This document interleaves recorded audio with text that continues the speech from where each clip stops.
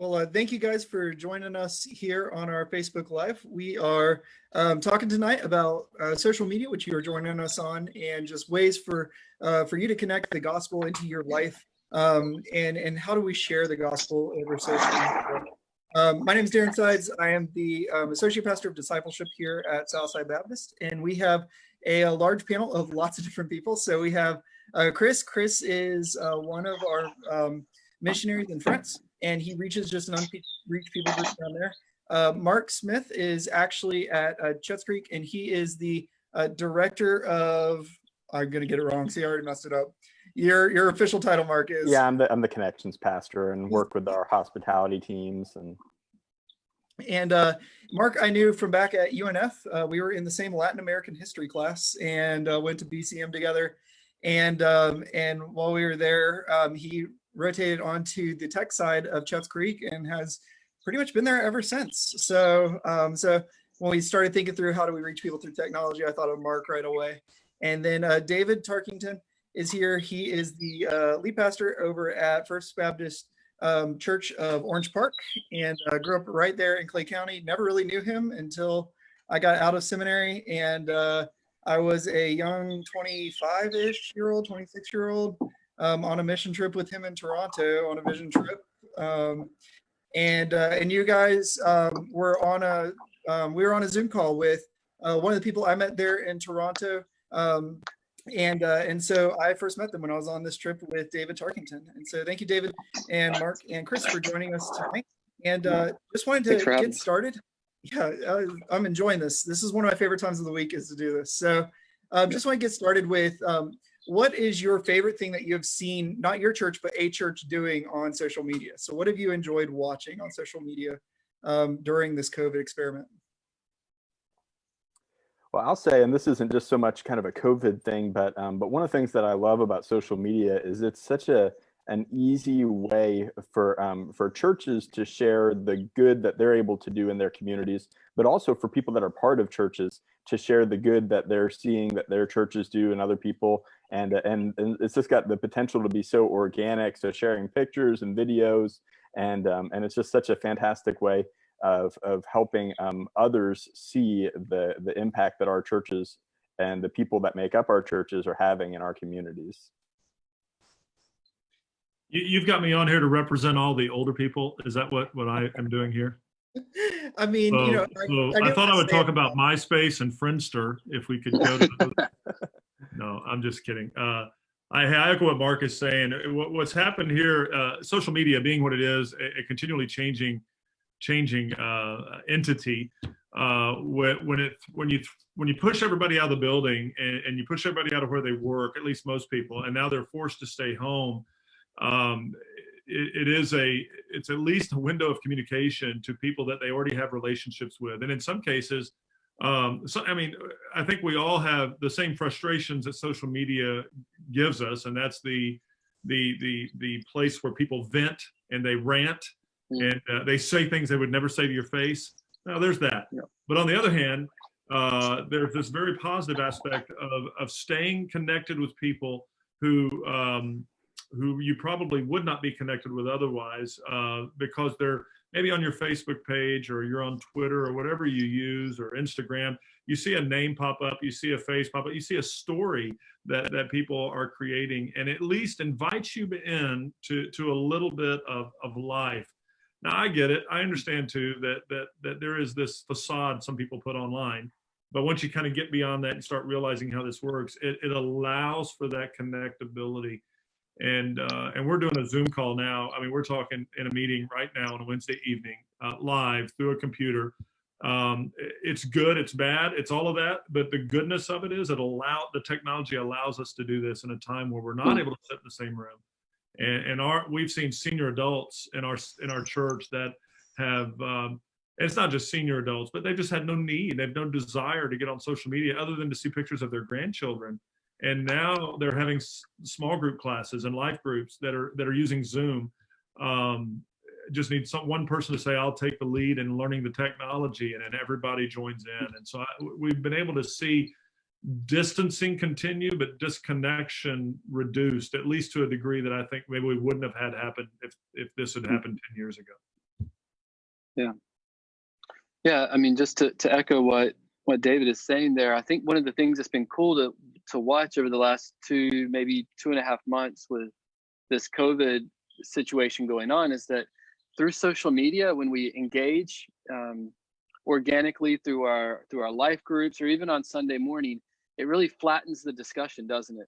And so you're able to have conversations with people that you normally don't have opportunity to link up with. And so it's just a simple message, and all of a sudden you have a forum where you feel a little bit more comfortable communicating, and all of a sudden you're getting conversation with people that's, you might see them on a busy Sunday morning and you just don't get that much time to talk with them. And so it's just a great opportunity to flatten conversation, and that's been really cool to watch.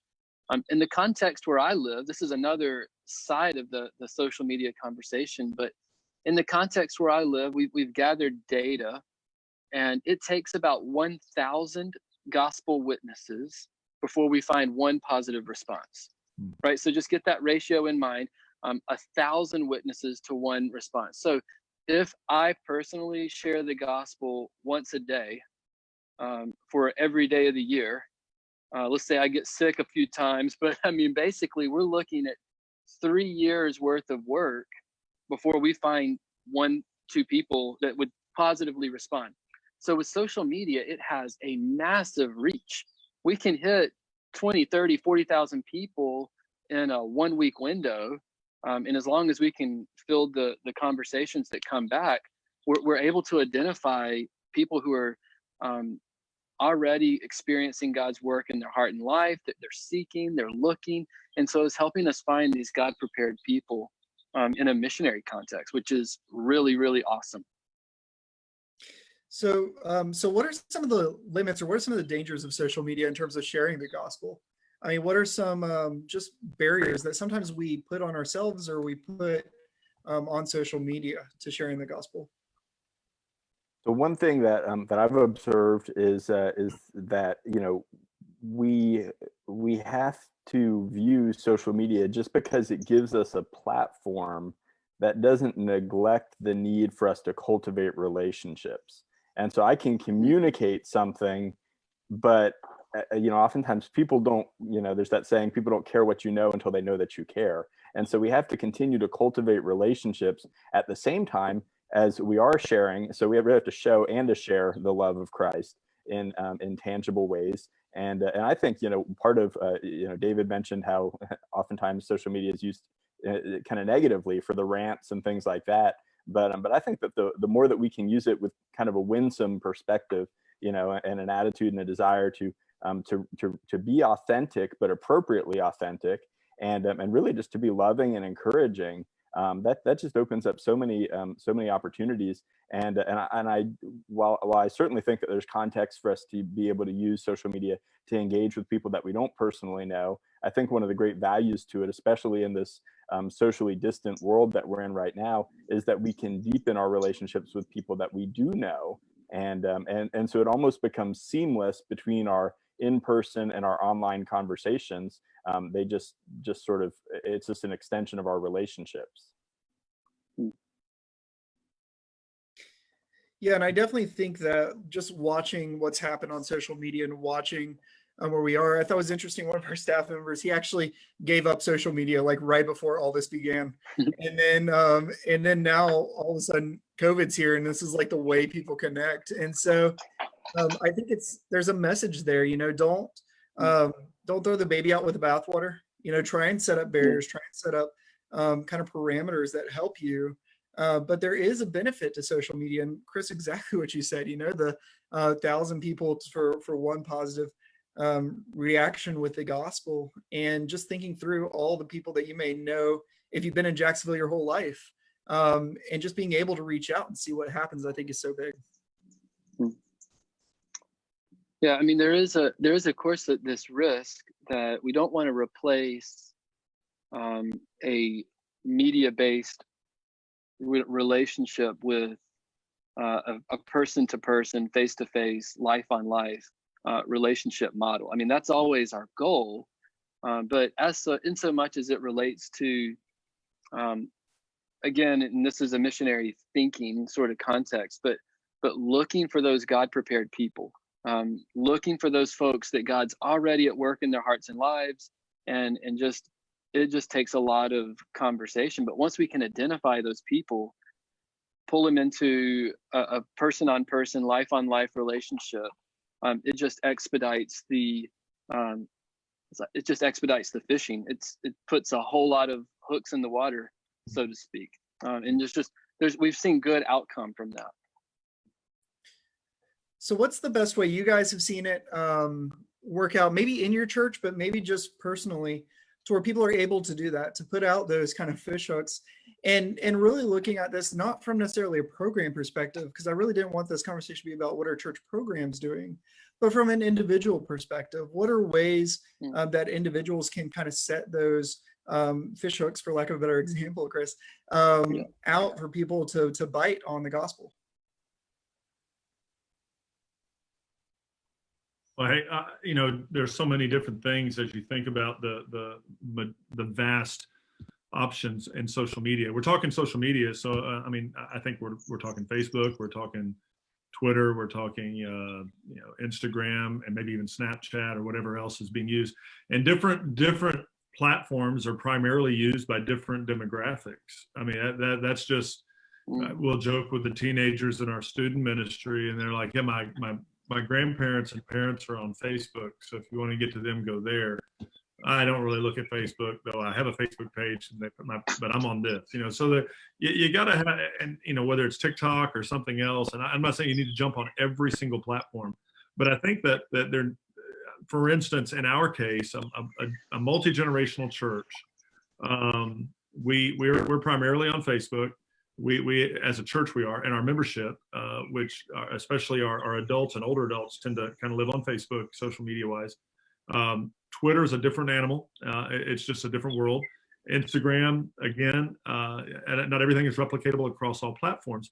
One thing that's helped, at least that I've seen a positive in, is when we are doing, and everybody's a televangelist now because we're all online. So everybody's preaching or teaching or doing something with an online service. For instance, tonight we're recording. We have one of our missionaries over there preaching for us Sunday. So he's recording Sunday's sermon now, and we'll edit it. It's the weirdest thing in the world. We put a sermon together like it's a sandwich. We recorded the music last week. We got the sermon tonight. I did the prayer earlier. Then we put all the pieces together, and I'm really looking forward to real live in the room services again. But what we are seeing when we premiere these videos on YouTube, and that's another platform, or on Facebook, is especially with Facebook and the watch party avenue, we just told our folks that, hey, start a watch party on your Facebook page, and don't invite all your Sunday school members and friends. Have other friend groups. And so now we're seeing, and people may not stay online forever or for long, but they're at least if it was a real building, it's almost like there are lost friends or unchurched friends of church members who at least are opening the door to the worship center, poking their head and listening for a little bit. And whether they're coming in and sitting down or they go to the next, wherever they're going, it's happening. And I think to in a positive way, that's very encouraging for the church member and the believer who has just really been trying to figure out, I've never been able to have a conversation with this person. I've invited them to church and Christmas and Easter, even they're not even coming. But now all of a sudden it's just a click of a button. And now the door is open to say, hey, I saw you came in. What'd you think? What's this? And it may not be as what we would define as the evangelistic conversation, but I think it is the evangelistic conversation. I think it is the beginning, a continuation of a relationship where a friend is a friend, not a project. And now you love them so much, you're having these conversations about the gospel. And if we can help make those conversations or allow those conversations, even with whether it's a service video or a Bible study or whatever, it frees our church members and our brothers and sisters who have been just looking for an opportunity, but whether it's fear or whatever keeping them, it's a click of a button and at least the door's open. Yeah, no, that's absolutely, I think those are great thoughts, David, about how we can easily connect people with our churches. And the great thing about it is it's so it puts so little pressure on the person that we're inviting in. It's not like they have to show up at a place on a Sunday morning. They don't have to be in a room full of people. They can kind of kind of peek in, and if they're not interested, they can step out. And so I think that's great. I think as we think about what our spiritual lives look like, a lot of the conversation kind of needs to shift towards, okay, how can we utilize these platforms to invite others into our relationship with Christ? And so this kind of is an example of something that I'm just kind of making up here as I go. This is not me, but if you're somebody that likes to maybe go on a prayer walk, maybe you like to take advantage of the fact that we have nice evenings right now and go out for a long walk, maybe somewhere on that walk, there's something picturesque. Maybe it's the sun setting or something else. You can grab a picture of that, and certain platforms like Instagram. So Instagram's all about pictures.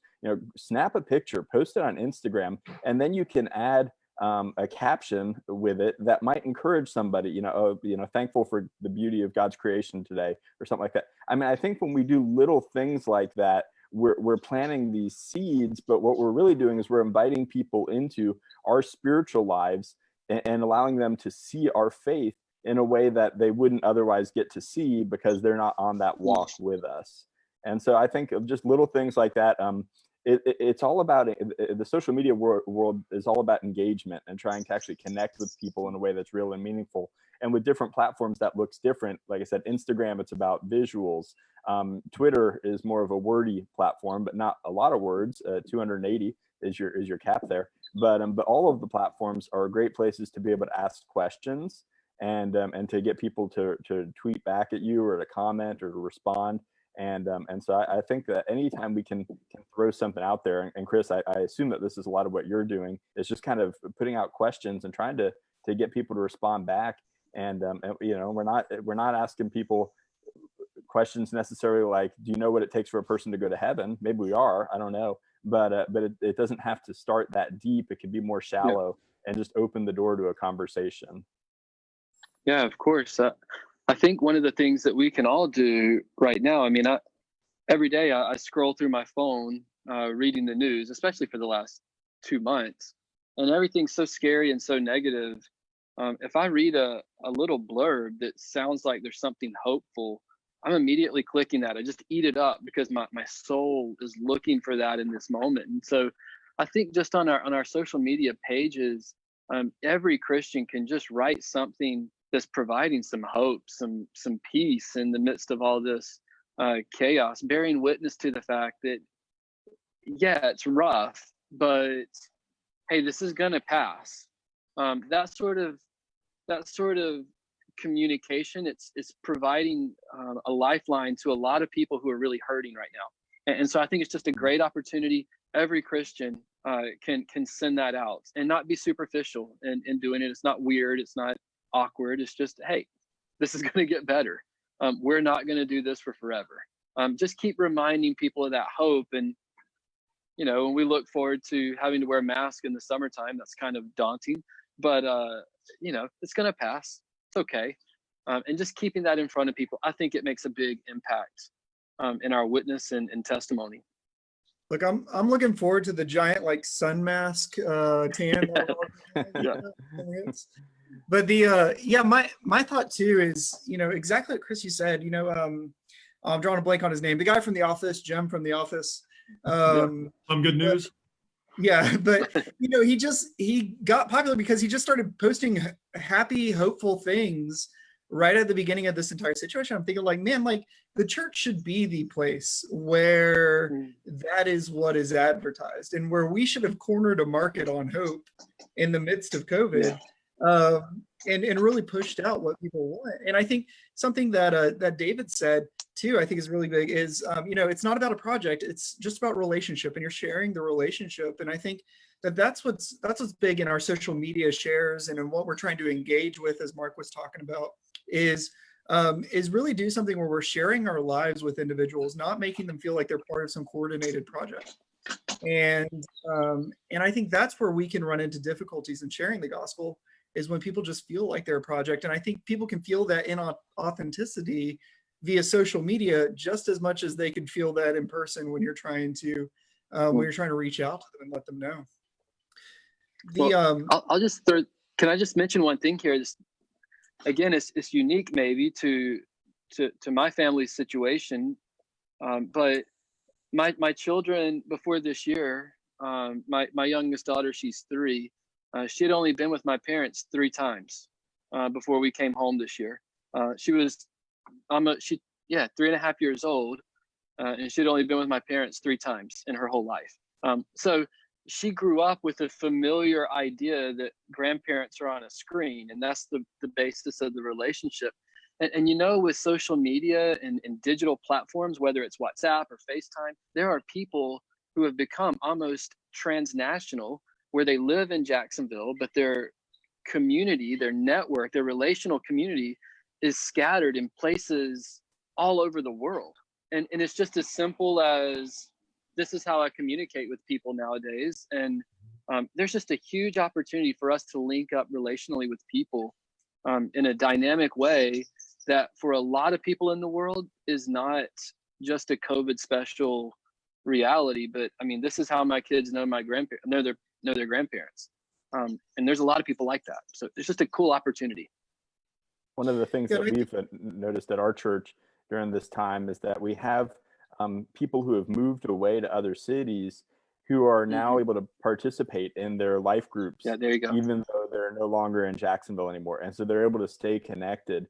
And that's so huge because we know that community is hard to build. It's hard to get relationships going. And so if suddenly, you know, you're relocating or you're shifting to a different place, then it's going to take time to build that community there and to find those connections. And so to be able to maintain those relationships can be so helpful for just our basic spiritual growth and spiritual disciplines, because we need each other to support and to encourage one another. And so I think one of the opportunities that we as Christians have during this time is to think about who are people in our lives that have maybe recently, over the past 6 months, a year or whatever, moved. And can I use the fact that this is so common now, this digital Zoom thing, whatever, to reach back into their lives and to restart that relationship and be a source of encouragement and love to them. Yeah, man. Yeah, and to Mark, your point too, it is common. I was at my in-laws' house and on, I don't know, 2 days ago, and they were getting ready for my wife's granddad, Pop. He was going to have his virtual doctor's appointment. And so just the level of people's ability to be in touch with what is virtual life. I mean, it's like a Zoom appointment that you sit in the Zoom waiting room, I mean, and then get seen by the doctor. It's so common that now people who are 60, 70, 80 are starting to get used to going to the doctor in this way. And so that's allowing other forms of communication, to Chris and Mark's point, like allowing these other forms of communication to work regardless of age now. So kind of another thought that I just had is as we're looking at how all these things connect, how do you encourage people just to share what's going on and to engage? I mean, is there a way that maybe should be proper? I just we looked through a stat, and it was like our #1 watched service was the one that people shared. And the number of people who shared was like 20. Like, it wasn't a ton of people who shared, but it's amazing how just the act of just sharing something on Facebook really gathers a lot of engagement. And so what are ways that you found just to kind of encourage people just to share what's going on around them?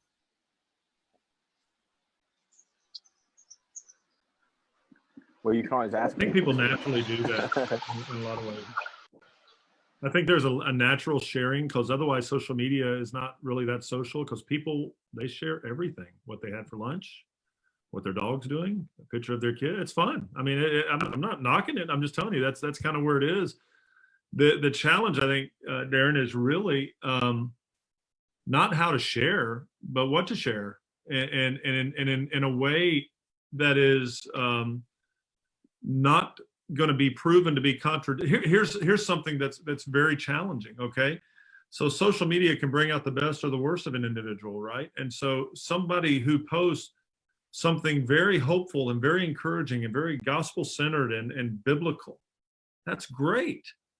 But let's not look 3 posts prior to see something that is going to be totally negative, opposite, angry, rant, whatever, political, this, I mean, because that's where I think the breakdown is it's not so much of teaching us how to share. I think it's how to be a disciple in all areas 24/7. 24/7 discipleship means when you're online too. And so the image of the online disciple can't be different than the image of the live in-person disciple. And I think we all get angry. We all say things we wish we hadn't said. But when we say things we wish we hadn't said, hopefully over time people forget it. But when it's online, you got to go back and delete it because it's there. And if you don't delete it, and if it's really bad, someone screenshot it, and now we see it all the time with celebrities. You draft some kid in the NFL, they go back and track a tweet he posted 8 years ago when he was in junior high. I mean, what in the world, right? So now the consistency of the message is so much more valid that if we're going to share, we need to share authentically without humble bragging or oversharing, but in love with a discerning ear and discerning eye. I mean, I know I'm preaching now, but that's a challenge for me. That's a challenge for all of us, I think. Well, and I think, so as believers, one of the great things that we can do with social media is model biblical values for a watching world. And so one of the, so this past Sunday was Mother's Day. So you all probably saw tons and tons and tons of people posted tributes to their moms, and they got a great deal of engagement, lots of likes, lots of comments, that kind of thing. And that's wonderful. And I absolutely think that we should honor our parents and those sorts of things. But to David's point, we have to make sure that if we're going to honor our mom on Mother's Day, that we're honoring our mom every other day of the year, both online. So we're not posting things that would be negative towards the influence of our parents in our lives, but then also in person, because the same people who are seeing us online are also seeing us in person, and they are going to know if there's that breakdown in our integrity between what they see online and what's really happening. Well, thank you guys for joining. We're at about the 30-minute mark. And so I did want to give Chris a moment, just because when Chris told me he was planning on doing this, I thought it was the coolest thing ever. And so Chris, just wanted to open up for you, just to let us know kind of what you're planning on doing. And for those of you who are Southsiders, who are here and who are watching, just want to let you guys know, Chris and I are talking about, hey, how could even Southside join in on this? And it's just a way of doing missions from your home really right now, because we were planning on going to France here soon, and that got put on hold a little bit. So Chris, why don't you let us know kind of what you're trying to do? Well, let me tell you guys a story. The week before Easter, we ran an ad on Facebook. I don't even know what you call this, but you know how when you're scrolling through your Facebook or Instagram, and like 2 days before you were looking for lawn chairs, and all of a sudden there's a lawn chair ad in the middle. So we figured out how to buy those ads and stick them on people's pages, which is the greatest thing ever. So we ran an ad offering people to watch a film about the life of Jesus. It's a chronology of the life of Jesus and in his crucifixion and this, him raising from the dead and ascending to heaven. So we ran this ad and we posted it and we based it on zip codes where we know that there are unreached people. Now, in the area where I live, there's about 700,000 unreached peoples in about 9 cities, 9 to 10 cities, depending on how you define city, right? So we ran it and we found this guy. He didn't speak French or English, and those are the only 2 languages I speak. In fact, he spoke a regional language from Morocco, of all places. So he didn't even speak Arabic as his maternal language. So we were operating from his maternal language, writing it in Google Translate, getting it to Arabic. It would come to me. I would copy it, type it back in French, and then send it back to him in Arabic. And we were able to converse like that. And you'll never believe what happened. He was like, "This is the best movie I've ever seen." And so I said, "Well, what's the best thing about it?" And he said, "Well, that God gave us a savior." And I was like, "Well, do you want to be saved?" And he said, "Yeah, absolutely." And then he went on to say, "I had a dream of this man in glowing white that approached me." And this is like all happening back and forth on Google Translate. And I was like, I can't even believe this. I mean, I would never have met this guy except by the providence of God walking down a street somewhere. And here it is, we're just interacting. And so, I mean, unbelievably, through Google Translate, this guy prayed to receive Christ. And he comes from a people group where there's like no Christians in the world. I mean, very, very, very few Christians. And so I started thinking about it. And this idea came to mind that, you know, Google Translate works a lot better in French than it does in Arabic. And so we were kicking around this idea with Darren and I the other day that maybe we could run an ad, bring some Southsiders together who would hop on and hey, let's just give this Google Translate thing a run. And whenever people message in, we have Southsiders who just copy and paste into Google Translate, and we go back and forth, and we can get the gospel to literally tens of thousands of people over a 2-week window, where Southsiders just commit to 2 or 3 hours a day on shift, sitting in front of a computer. So we're looking at how we might be able to do that and how we can engage places where we don't even have missionaries, but get the gospel to people who are essentially cut off. So it's a great opportunity. We're excited about it, and we don't have. I'm sure it'll get messy because, you know, when you ask that many people what they think about the gospel, they're going to start talking, and we got to deal with those questions and comments. But you know, if it's operating in French to English is okay on Google Translate. So we're going to give it a shot, I think, in the next few months and see if this is a way that Southside can be involved in the work there in France in the future. So thanks, Chris. And yeah, and that's part of what this is this is just Chris thinking, hey, let's do this and just see what happens. And I think that's the important thing of, you know, Mark and Dave, thank you for joining us. But just this whole conversation is for you guys at home, for you guys who are watching on YouTube later, or maybe you're still on Facebook now with us, is just as you're sitting at home, just think through, hey, what can I do? You know, and I think the power of the internet is that you can do a whole lot of things through the internet. And now even location doesn't necessarily matter, and you can do a whole lot of things from anywhere in the world. And so that's really kind of the point of just thinking through this thing tonight. And for our message tonight for you guys at home is, you know, not feeling like you're bogged down or like you're unable to make impacts to the people that you care about, or even to people across the world. There is a whole lot of power at your fingertips right now, literally.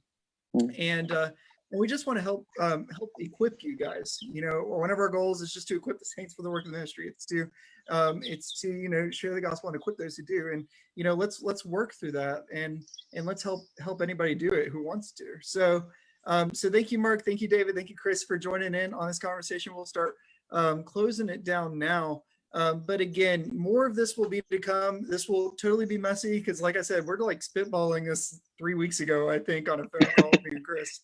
And we're like, okay, let's go. And I think I said okay way too fast for Chris. He's like, no, it's like the beginning of the conversation.